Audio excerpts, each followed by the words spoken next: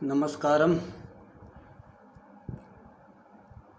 थोड़ा व्यस्त हो गए थे, इस कारण ऑनलाइन आने में थोड़ा विलम्ब हुआ। 5-6 दिन का अवरोध रहा बीच में, तो उसके लिए आप सबसे क्षमा प्रार्थी हैं। आज एक विषय को लेकर के उपस्थित हुए हैं। आज 1 घंटे की कथा नहीं होगी, लेकिन एक मुख्य विषय है, उसको लेकर के उपस्थित हैं। भागवतांतर्गत हैं और वो विषय बड़ा महत्वपूर्ण है, क्योंकि सनातन सभ्यता में, सनातन धर्म में ये विषय इतना महत्वपूर्ण है कि जो झगड़ा चलता है, यदि ये विषय स्पष्ट हो जाए पूर्ण रूप से, तो झगड़ा खत्म हो जाएगा। हम कोशिश तो कर रहे हैं, लेकिन झगड़ा ख़त्म तो नहीं होगा, ये हमें भी पता है।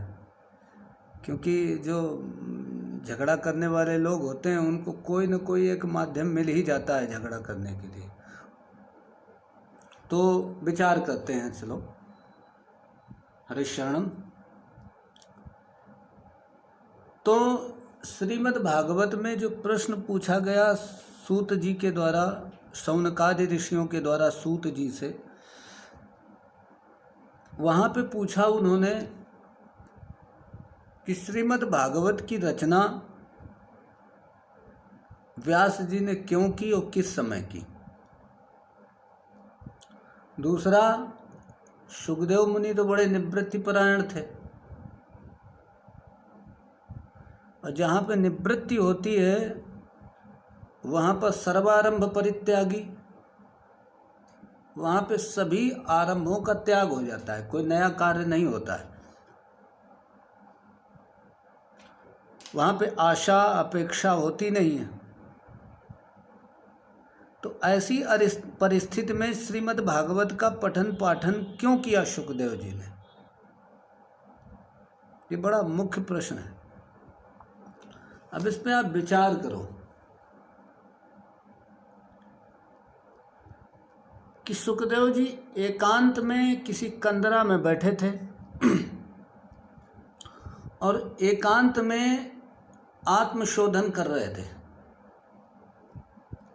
स्वयं को जानने का प्रयास प्रारंभ था, समाधिस्थ थे, ब्रह्मानुभूति में थे, आनंदानुभूति में थे। और उस परिस्थिति में वहाँ से कंदरा से निकल करके आए और आकर के व्यास जी के चरणों में बैठकर श्रीमद् भागवत का अध्ययन किया। देखिए, इसका मतलब क्या है। कथाओं में तो ज़्यादातर लोग इसको मनोरंजन के दृष्टिकोण से प्रस्तुत करते हैं,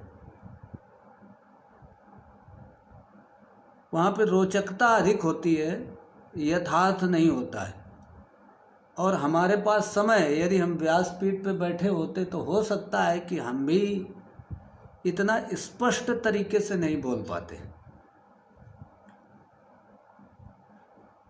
क्योंकि वहाँ पर विषय बहुत बड़ा होता है, संक्षेप करना होता है उसको। लेकिन यहाँ पर कोई समयाभाव नहीं है। यहाँ पर तो मुख्य कर्तव्य ही है, ये संकल्प ही है हमारा कि श्रीमद् भागवत को यथार्थ रूप में प्रस्तुत किया जाए। देखिए, जो व्यक्ति आध्यात्मिक है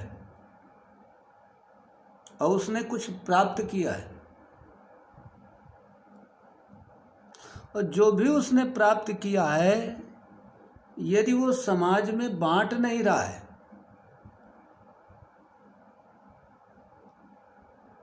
तो मुझे ऐसा लगता है कि वो आध्यात्मिक नहीं है, वो स्वार्थी है। हमारे गुरु जी कहते थे कि आध्यात्मिक वो नहीं है जिसने भगवत प्राप्ति कर ली। बोले आध्यात्मिक वो है जिसने भगवत प्राप्ति करने के बाद उस आनंद को, उस प्राप्ति को उसने समाज में बांटा।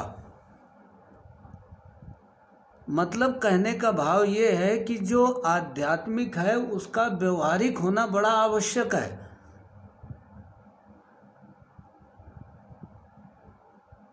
बिना व्यवहारिकता के आध्यात्मिकता नहीं घट सकती है।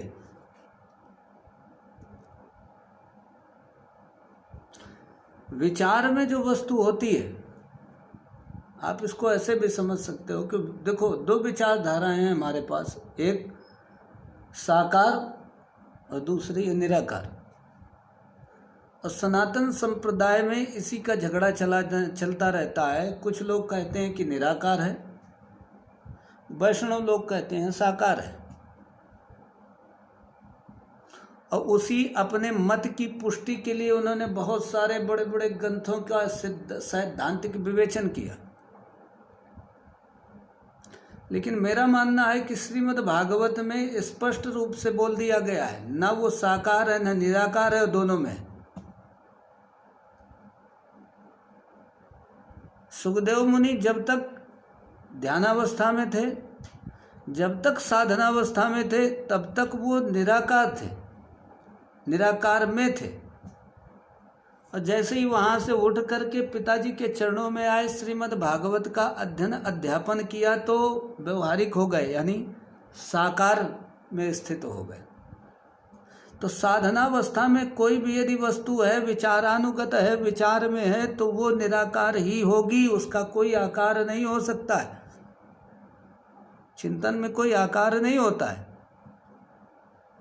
न वहाँ पे मात्रा होती है।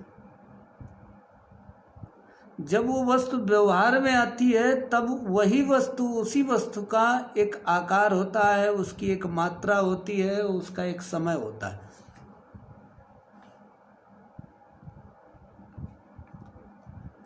अभी तक सुखदेव स्वार्थी थे, अब पारमार्थिक हुए। और जो पारमार्थिक है वही किसी को मृत्यु से मुक्त कर सकता है।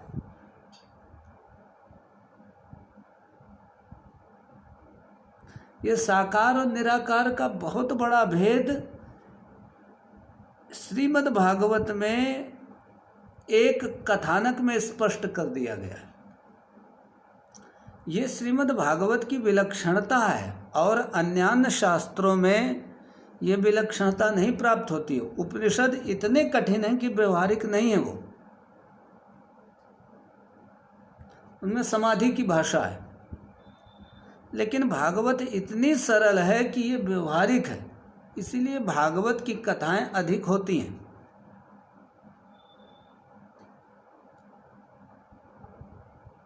आपको इतना समझना है, ज़्यादा नहीं समझना है। बोलिए जय जय श्री राधे श्याम। तो इसको आज यहीं पे रखते हैं, कल या परसों फिर 1 घंटे का वीडियो बना करके आपके सामने उपस्थित होंगे। बोलिए जय जय श्री राधे श्याम।